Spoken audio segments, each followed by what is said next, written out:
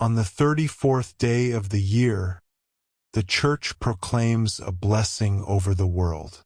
Tuesday, February 3rd, 2026. Tuesday of the fourth week in Ordinary Time. First reading from 2 Samuel 18 verse 9 to 10, 14b, 24, 25a, 30, 19:3. Absalom unexpectedly came up against David's servants. He was mounted on a mule, and, as the mule passed under the branches of a large terebinth, his hair caught fast in the tree. He hung between heaven and earth, while the mule he had been riding ran off. Someone saw this and reported to Joab that he had seen Absalom hanging from a terebinth, and taking 3 pikes in hand, he thrust for the heart of Absalom, still hanging from the tree alive. Now David was sitting between the 2 gates, and a lookout went up to the roof of the gate, above the city wall, where he looked about and saw a man, running all alone. The lookout shouted to inform the king, who said, "If he is alone, he has good news to report." The king said, "Step aside and remain in attendance here." So he stepped aside and remained there. When the Cushite messenger came in, he said, "Let my lord the king receive the good news, that this day the Lord has taken your part, freeing you from the grasp of all who rebelled against you." But the king asked the Cushite, "Is young Absalom safe?" The Cushite replied, "May the enemies of my lord the king, and all who rebel against you with evil intent, be as that young man." The king was shaken, and went up to the room over the city gate to weep. He said as he wept, "My son Absalom, my son Absalom, if only I had died instead of you. Absalom, my son, my son." Joab was told that the king was weeping and mourning for Absalom, and that day's victory was turned into mourning for the whole army, when they heard that the king was grieving for his son. Responsorial Psalm from Psalm 86 verse 1 to 2, 3 to 4, 5 to 6. Response: Listen, Lord, and answer me. Incline your ear, O Lord. Answer me, for I am afflicted and poor.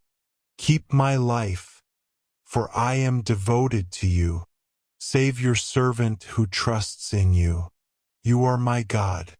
Response: Listen, Lord, and answer me. Have mercy on me, O Lord, for you I call all the day. Gladden the soul of your servant. For you, O Lord, I lift up my soul. Response: Listen, Lord, and answer me. For you, O Lord, are good and forgiving, abounding in kindness to all who call upon you. Hearken, O Lord, to my prayer, and attend to the sound of my pleading. Response: Listen, Lord, and answer me. Alleluia from Matthew 8 verse 17. Response: Alleluia, Alleluia. Christ took away our infirmities and bore our diseases.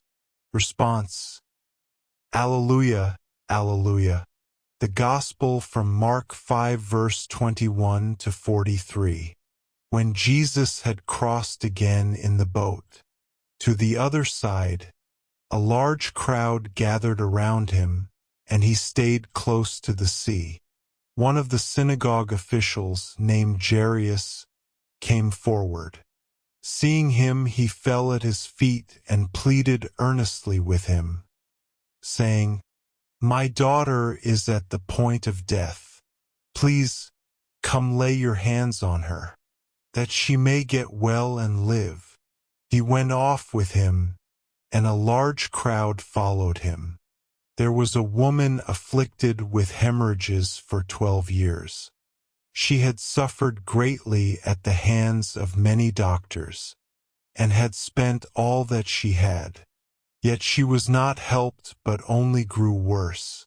She had heard about Jesus and came up behind him in the crowd, and touched his cloak. She said, "If I touch his clothes, I shall be cured." Immediately her flow of blood dried up. She felt in her body that she was healed of her affliction. Jesus, aware at once that power had gone out from him, turned around in the crowd and asked, "Who has touched my clothes?" But his disciples said to him, "You see how the crowd is pressing upon you, and yet you ask, 'Who touched me?'" And he looked around to see who had done it. The woman, realizing what had happened to her, approached in fear and trembling. She fell down before Jesus and told him the whole truth.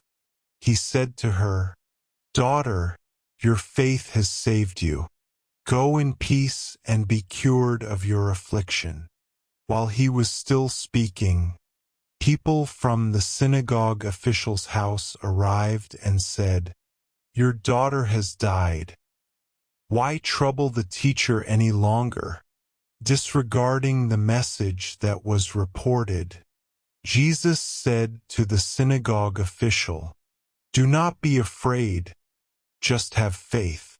He did not allow anyone to accompany him inside, except Peter, James, and John, the brother of James. When they arrived at the house of the synagogue official, he caught sight of a commotion, people weeping and wailing loudly. So he went in and said to them, "Why this commotion and weeping? The child is not dead but asleep." And they ridiculed him. Then he put them all out. He took along the child's father and mother, and those who were with him, and entered the room where the child was. He took the child by the hand and said to her, "Talitha koum," which means, "Little girl, I say to you, arise." The girl, a child of 12, arose immediately and walked around. At that they were utterly astounded. He gave strict orders that no one should know this, and said that she should be given something to eat. The word of the Lord.